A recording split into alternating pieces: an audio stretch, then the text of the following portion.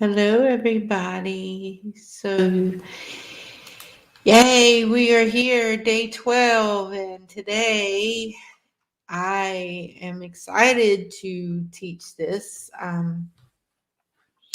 One of the things that, like I said, I enjoy teaching is emotional intelligence because so many of us grew up not even knowing what emotions were because we were taught to not feel.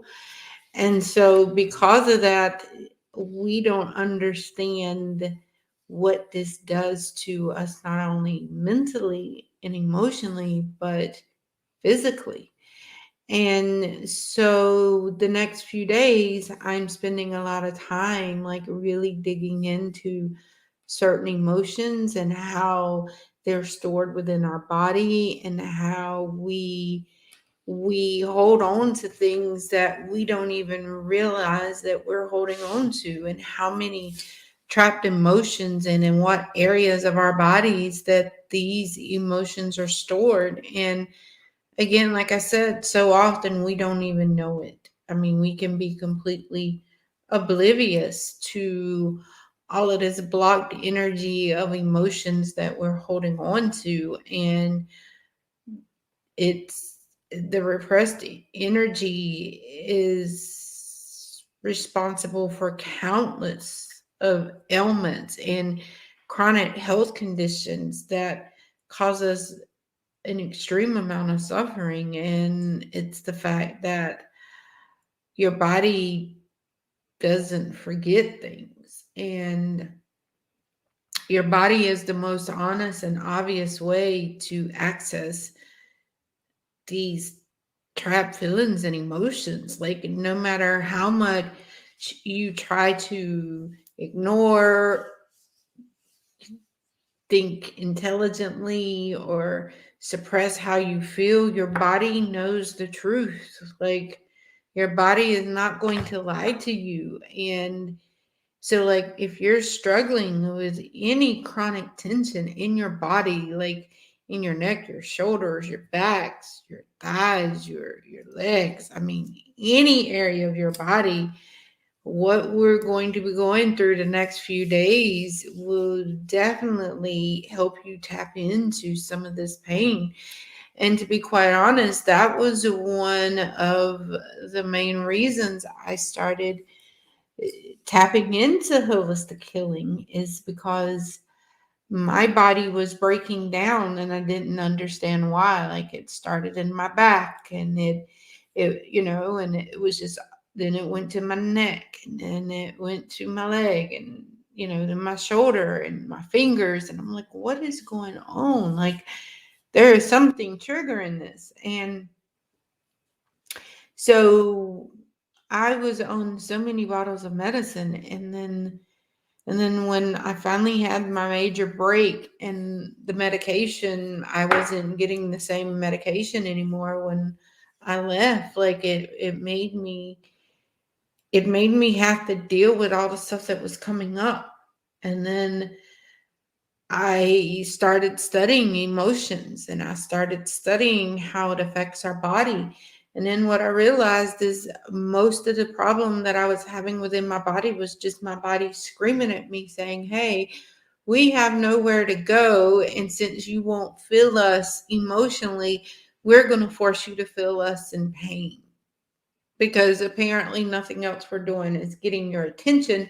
So we're going to get it this way. And that is like a really big thing of like what I work with a lot of people that do suffer from chronic pain, especially like fibromyalgia and MS and certain body pains, because you have so much trapped within your body that you don't even realize. And it just really holds in and starts creating that. And some of the causes for chronic pain is, you know, first is just social conditioning. I mean, think about it. Like, how often does our life start where early in childhood, it's reinforced in the rest of our life by our parents, our friends, our teachers, our family members, society at a large.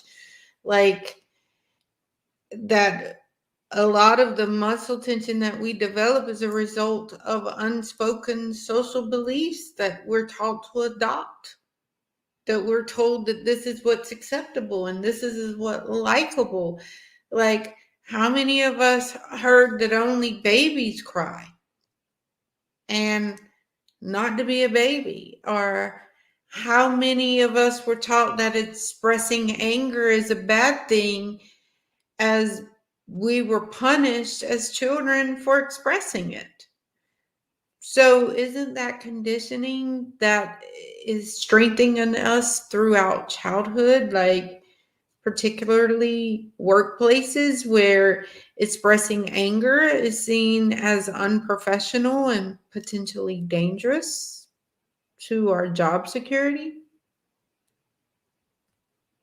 Yeah, think about that. And then think about particular jobs that you may choose. Like, I think about a lot of our military where they're taught not to feel emotions, because feeling emotions and being vulnerable could get you killed and get everyone in your platoon killed. So you're taught not to have emotions, to just repress them, ignore them, not to feel. But then you wonder why there's so many divorce in military individuals, or wonder why the PTSD is so traumatic in military, why there's so many individuals that become alcoholics or drug addicts that have been in the military, because they were taught not to express, not to feel, not to be. But then we as society expect them to be just like us, but they were taught not to be like that. Most people go in at 18. You're still a child, you're still learning. And this is what they're being taught.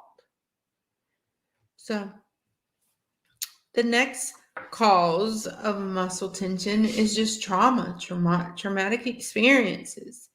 I mean, they can range from anywhere from being spanked as a child to all the way to extreme violence that was deliberately inflicted. It could be rape, physical assault, accidental. Like, when these traumatic experiences aren't consciously dealt with, they can result in chronic fear, chronic stress, occurrences of PTSD, chronic anxiety, anger, grief. And these get stored within the body, often body resulting in muscle tension, which contributes to numerous other illnesses like such as fibromyalgia, digestive disorders, mental illness, like even cancer. Okay, the third cause of muscle tension is psychological tension. And oftentimes we can get this psychological tension in a form of anxiety and frustration and sadness or anger that we develop as a result of our perceptions. For example, like, we may develop deep psychological tensions as a result of our thoughts regarding something that our coworkers may have said, or what they thought, or what if we're caught in traffic? Like, this shouldn't happen. Like, our automatic tendency to attach to these thoughts and take them seriously is truly what causes us psychological tension. Like, we take on things that are negative and fearful and fault finding. And the more tension we tend to store in our muscles comes from this, right? And so the last thing that I want to talk about like various emotions and various other muscle tensions is just environmental stressors and habits. I mean, we have to own that too. Like, I sit at my desk a lot, but I make sure I set times of when I get up and I walk around and I move around, and I do some bioenergetic shaking or something like that just to get my body flowing, because I don't want that for my muscles to just keep sitting here in the physical pain and just continue to push out tension through my body. Poor posture, lack of sleep, drug use, unhealthy eating. Yes, unhealthy eating affects us. Like, yes, environmental pollutions tend to increase, like, and develop us for more chronic muscle detention. So, if you suffer from any of the next few things, then make sure you tune in the next few days, because we're really going to dig in about this chronic muscle tension and some of the things that can actually come from our emotional and mental blockages can be like mood disorders. Like if you're suffering from anxiety, depression, you're always sad, like that can come from trapped emotions, joint pain. Um, this also increases the risk of injury. Menstrual problems, insomnia, skin problems such as like acne and psoriasis, asthma and hay fever, headaches, migraines. Oh, yeah, I used to keep migraines, palpitations, chest pain, nausea, fibromyalgia, IBS, like any GI issues, diarrhea, bloating, constipation, if you have a lot of cysts, like hypertension and high blood pressure, sexual dysfunction, increased tendency toward addictive behavior. I mean, there's so many other ones, but I wanted to give you those so you could at least have an idea of how our mind can deeply impact our life. So tomorrow we're actually going to dig deep into like what causes certain things in the body. How does that really, really affect you? So, yeah, I'm so excited for this section because it's very much of an eye opener for individuals to just realize like the that our childhood and the things that we've been conditioned to do in our life has like really impacts us emotionally. So I will see all you guys tomorrow.